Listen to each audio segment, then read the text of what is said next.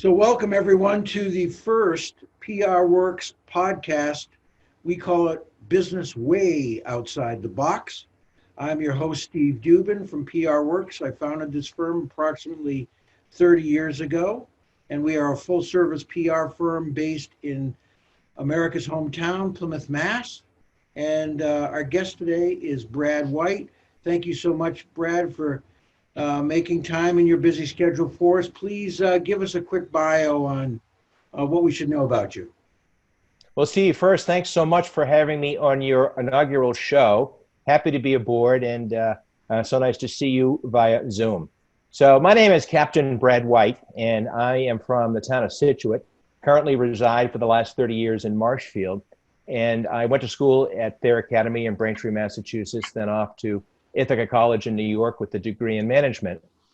And for almost 2 decades, I worked as the director of business development for the multinational firm called the Sharper Image Company.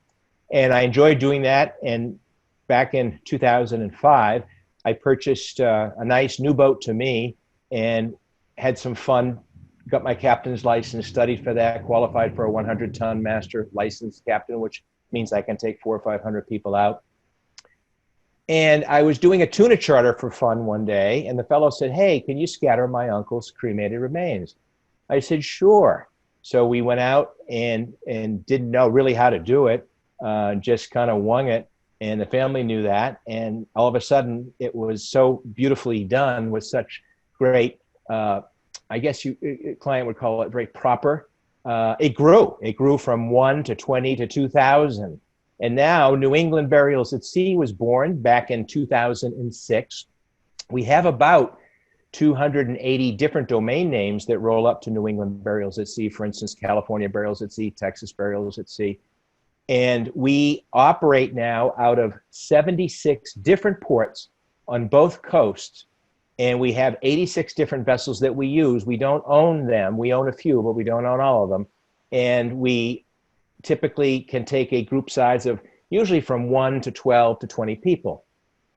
So what'll happen is people will find us online through newenglandburialsatsea.com, and they don't know what to ask, where to go, how to do it. And from the first phone call to when we tie up at the dock, we're with them every step of the way. So we do scatterings at sea for cremated family folks and full body burials at sea. We were asked back in the year 2009 many, many times, can you do a full body burial at sea? And I kept saying no, and we're not in the business to say no, and we offer a real high-end white glove customer service. So what I did is I went to the Boston Public Library and studied what happened back to the War of 1812, and we actually replicate that. Everything we do is authentic. You don't have to be in the military. By the way, we service folks, 80% of our folks are civilians, 20% are military, and we figured out how to do a full body burial at sea. And I'll explain that in a few moments of how we do that. So we specialize in scatterings at sea, full body burials at sea. We work with all the militaries, and we work with the FBI and the CIA and the Secret Service because they use us because we don't cut any corners and we do it properly. And that's what people want and expect. Great. Well, Brad, so far this is the easiest interview I've ever done. So part of the information you sent me was that burials at sea are by far nothing new, and in particular, there have been a handful of celebrities who have been either scattered at sea or buried at sea, from Rock Hudson to, it goes on from there. Can you talk a little bit about sort of the legacy of being buried at sea, either anywhere from the celebrities to maybe other specific groups that are drawn to it? Sure, you bet. Well, burials at sea go back 300 years. So what I did is I took out the non-operating manual because the Coast Guard and the Navy and nobody really could tell you what to do and how to do it. And we brushed the dust off and really gussied it up and made it really nice. It's a final ceremony tribute to folks because, many times people will be in a hospice or in their hospital room and saying, I really love the ocean and I'd like to be back in the sea. The oceans cover 75% of the planet. And our body's made up of 75% water, and that's quite coincidental. So we cater to every creed and culture, people that are agnostics. We have a whole Hindu program, and everybody comes to us. It makes no difference, white, black, brown. everybody loves the ocean. There are over 175 million Americans that live within 10 miles of the water. So there's a huge gravitational pull. And say, for instance, you were born and grew up in Boston and you retired at Tucson. When that person passes away, they always come home, whether it's Maine or Massachusetts or the Outer Banks or Florida. So their family would like to have a nice final send-off that, you know what, frankly, it's beautiful, honorable, memorable, and really affordable. We're about 1/3 the price of a traditional funeral. We're not funeral directors. We're licensed captains and business people. We don't purport to be a funeral director. But I'll tell you, we've had some very famous people on. We've had astronauts we've taken out. We had the fellow that was on the original Thomas Crown Affair with Paul Newman, politicians, many of the folks that come out with us. They have one common thread. No matter what they've done in their lifetime, how smart they are or how hard they are working on the production line, they all love the ocean. So I have found that when we have a kind of a super beautiful theatrical event at sea that the family helps co-author, it gives us all A's. They love it. They write us in 2 weeks, and we're serving their grandfather. Then they come back in a few years, I'm sorry, for dad, and then maybe a brother. So many times we've had people use us 2 and 3 times over. Great. And you have, from the initial seed of your own boat, now you have boats all over both East and West Coast. What percentage of those do you actually do yourself versus some of the other captains that you work with? I do as many as I can. I'm at sea about 300 times a year. Wow. And we have 8 of me now, captains in Seattle, in the Pacific South, down in the San Diego area, Florida, New York. I've got a captain right now in school because we have a tuition reimbursement program, because we're always looking for good people that are compassionate. And we have a nice tuition reimbursement program where we send them to school and then they come back and they work with us as captains. But what's different about us than somebody else that maybe tries to do this is that we're there every step of the way, because there's so many different variables: wind and weather and tide and cleanliness, attentiveness, people, moods, different types of mourning. Many times we take out grandpa. So, we're all expected to hopefully live a good, long, fruitful life. But if some youngster was taken away in a tragic car crash at 17 years of age, that's a different type of event. So what we've found is that we listen, we perform to that, and you have to be very agile to be able to change depending upon weather or an equipment situation, or Aunt Mary got seasick. So we have to dial in about 1,000 different points, and the customer only sees about 20 of them. Okay. Yeah. And so you alluded to dusting off the footprint of how to do this. In you're being a bit modest. You actually help draft some of the standards that are now used by a variety of groups, including funeral directors, when they refer business to you. We sure have, Steve. What I did is I created our own operating manual with a lot of points of best methods, best practices, and what not to do. And that then rolled into a program that I developed called the Sea Burial Certification Program, where we go out actually to the funeral homes, to the funeral associations where they might have 200 funeral directors to get their continuing education credits, and we train them. There's a 70-minute training classroom with PowerPoint, and we have a show and tell, which I'll show you today, a few of the products that we show and how to use. And then we have a quiz. And the quiz has been stamped of approval from a number of different funeral schools and universities. And what's good about that is they've taken the questions that I have created the proper answer to, and they've dialed it into the federal, national funeral boards, so that people know that you don't use plastic, and you have to go at least 3 miles to sea, and you have to be, for a full body burial, at least 600 feet of water depth. Make sure the propellers aren't turning and you're in neutral, and all of the things that go into the legality, because we actually report up to the EPA, the Environmental Protection Agency, and we pull a permit for each and every event that tells the EPA how many passengers we had aboard, the boat name, the family name, the funeral home name, the latitude and the longitude coordinate. And they want to know because they statistically track that.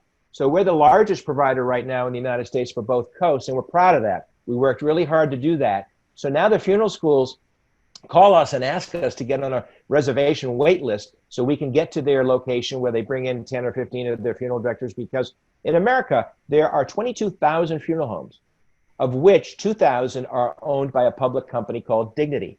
And all the other ones are independent. They're owned by a family, maybe second, third, fourth generation, and they might have 5 or 6 or 7 locations. So what we do is we bring all those folks into one training session on a Wednesday, usually at 1 o'clock in the afternoon, and we talk, and you know what? The 90 minutes turns into 3 hours because there's always so many questions. So we're proud of the CBurial certification program. Great. Well, congratulations on that. And why don't you show us some of the items that you have that give us a better sense of how it all comes together? Okay, so let's first talk about the event. So Sure. Somebody makes a reservation with us for June 1st, and Grandpa was in the military, in the Marine Corps. So what we do is we arrange for the Marine Corps to come. All we need is the fellow's DD-214, which is his discharge paper, and his social security number to get the flag from the Postal Service. And there's no charge for any of that. We do that as a free optional add-on. They come and they unfold, fold, and present the flag to the family while sounding taps. And then we read what the 13 folds of the flag means, because nobody knows what they mean. And then we talk about what taps means. So that all takes about 12 to 15 minutes. And then we board the folks, we do a safety brief, and we head 3 miles out to sea, because that's the regulation. We can't be in rivers, lakes, or streams. And we often get asked, can we do Long Island Sound? And the answer is no. And we explain the reason. And then we go on the other side of Long Island, or we go up out of northern Connecticut, for instance. And we head 3 miles out, we anchor up the vessel, shut the engines down, and we then ask if everybody's ready. And we have a nice sea tribute that can include some readings and some music. And then the family takes turns scattering their loved ones' cremated remains in a rose petal field. They bring the roses, or we supply them for them. Creates a big rose petal field. And then we raise a Burgee flag. A Burgee flag is a yacht flag. This is a custom one. It has 8 stars on it to indicate the 8-bell end of watch blessing. And we ring a bell 8 times as a final farewell. We fly that Burgee in the person's honor, and then we give that to them. And then we circle the flower field, and we fire off the ship's cannon as a final farewell, play a couple of their favorite songs, and then we come in. And that takes about 2¼ hours. And then the family will receive from us a nice certificate that looks like this, that has, it's embossed, and it has the exact latitude and longitude of where we were. And they get 6 of these suitable for framing. And my name is on there. I'm not a customer yet, but I had to fill something in. So that's called a CBurial certificate. And then when we do a scattering, we can either, and I suggest and encourage folks to scatter from the temporary urn that comes from the crematory, because it's simple and it's free. Sometimes, though, folks would like to use an urn, an environmentally friendly, ocean-friendly urn. So what we recommend are the pillow urns. And they look like this. Now, this has got plastic on it because it protects from the oil from your fingers. But it's called a pillow urn, and the cremated remains go right inside. And then we put some flowers in, and it becomes, if properly packed, which is what we do, and we try to encourage funeral directors to follow the directions. Then the family deploys this, and it will bobble around for 4 to 6 minutes, and then it will gently sink. What's nice about that is that's the last memory the family will have. There's nice music playing, there's flowers. Seagulls, we often see whales and dolphins, and it's pretty incredible when we get out there. And the families, and the person's cremated remains will travel. So they leave our point of deployment, and they head up to, for instance, on the East Coast, to Maine and Canada, over to the United Kingdom, around Europe, down past Africa. Then they catch the Gulf Stream, and they come back. So families get great comfort knowing their loved one is traveling the ocean currents with that wildlife forever. And you often feel a pause at the end of the event where they say, you know, I was able to take Uncle Chuck out and grant his final and last wish. And what's interesting is that our events at sea give families really the healing process to get closure. And getting closure is very important, because sometimes we have folks that have what happens is somebody dies and the cremated remains go on the mantle at home for a year. Then they get relegated to the sports closet behind the golf bag. And then we get the phone call. Or people move around a lot. Maybe they haven't done something for 20 years, and they absolutely want to do something because they want to put a period, a punctuation point at the end of their loved one's life. And that's what we're able to offer them. Now, when we do a full body burial, that's quite different, because we have to go in the Northeast, 40 miles offshore, New York, almost 100 miles, Florida, just 8. because the continental shelf comes in and goes out. So we have to get to that 600-foot water mark. And we typically get to 700 to 1,000 feet because depth is our friend. But we don't use caskets. And this was my trouble early on in 2009 when we started to develop that part of the program, is that because they don't biodegrade, they're not ocean friendly. And for instance, in New Jersey, they use retired rail cars for structure for fish because it's very good to propagate fish. The ocean currents break apart those rail cars. So just imagine if you put a casket in the water, whether it's metal or wood, it can move, and it can move. We don't want that to happen. When you go to the water, you become part of the planet again. That's what we offer. So what I developed with the Navy is a burial shroud. This is just a miniaturized version so I can show you, but it's made of a cotton canvas duck. And on the back, there are grommets to let air and gases out and sea life in to do what sea life does. And this totally is bio-friendly. It's organic cotton, and it totally disintegrates. And the only thing left are the cannonballs that go into this pocket right here. We use 4 cannonballs, 37.5 pounds each, smelted at the same factory that makes cannonballs for Old Ironsides, which is the oldest commissioned warship on the planet. So everything we do is authentic. And people like the full body burial program because they don't want to be in the ground, they don't want to be cremated, and they'd like to be part of the planet. So those bodies are not embalmed. The funeral director comes aboard with us, and they totally direct everything as we go to sea, and then we run the event at sea, and the family gets a chance to write messages on the burial shroud. They put the cannonballs in. We also videotape this from different camera angles so they can see it because it happens quickly. A body going overboard with 150 pounds goes very quickly. And then it sinks on the bottom floor. We actually now have video technology where we put a camera right here, the size of a Monte Cristo cigar. It's wide angle, waterproof, and high definition. And it sees what the body sees going down, and you hear the gurgling of the water and you see fish. And we only have light for about 100 feet. But as soon as that a burial shroud hits the bottom of the ocean floor, we jig it up. It's on a fishing rod line, and we reel it in, take the camera chip out, plug it into a computer, and the family can see right then and there their loved one's last and final trip. Well, it sounds like you've thought of most of the details, and you're smart enough to listen to your customers and be aware of their additional needs. Can you tell us just maybe one of your really triumphant moments, one of the better customer stories? I sure can. On our first scattering at sea, we really didn't know how or where or how to even do it. So as I mentioned earlier, we spent some time with the family, put together a nice little prayer program. And I wanted to play some music, and all I had on was U2.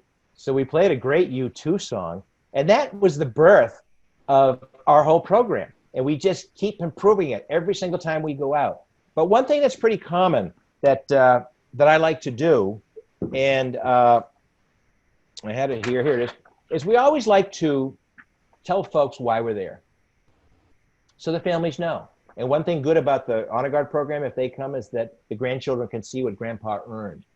But I always read this small excerpt from John F. Kennedy because it really is poignant and it means a lot. And I'd like to read it here if I can. Please do. I really don't know why it is that all of us are so committed to the sea, except I think it is because in addition to the fact that the sea changes and the light changes and the ships change, it's because we all came from the sea. And it is an interesting biological fact that all of us have in our veins the exact same percentage of salt in our blood that exists in the ocean. And therefore we have salt in our blood, in our sweat, and in our tears. We are tied to the ocean. And when we go back to the sea, whether it is to sail or to watch it, we're going back to from whence we came. John F. Kennedy. And I can tell you one thing, when I read that and finish that, there isn't a dry eye in the house because it's meaningful. That's great, Brad. Well, so that sort of brings us to the end of our interview. Thank you very much. I think you were very thorough. How do people reach out to you to talk to you about arrangements? Well, Steve, thanks for having me aboard, and it's always a pleasure to work and talk with you. Folks can find us online at newenglandburialsatsea.com. That's newenglandburialsatsea.com. Or our toll-free number that works nationwide is 877-897-6900. 877-897-7700. I'll repeat that, 877-897-7700. And what I really strongly encourage your viewing audience to do if they have an interest in what we do is to check out our website. It is robust, chock full of great facts, figures, what to do, what to expect, what not to do.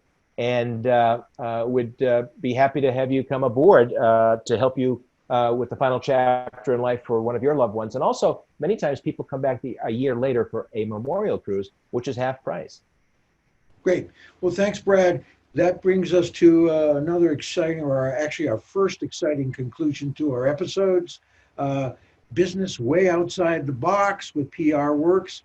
If you feel that your company is unusual or conducts business in an unusual way, please connect with us at www.prworkzone.com. And again, Brad, thank you very much. Thank you, Steve. Stay healthy.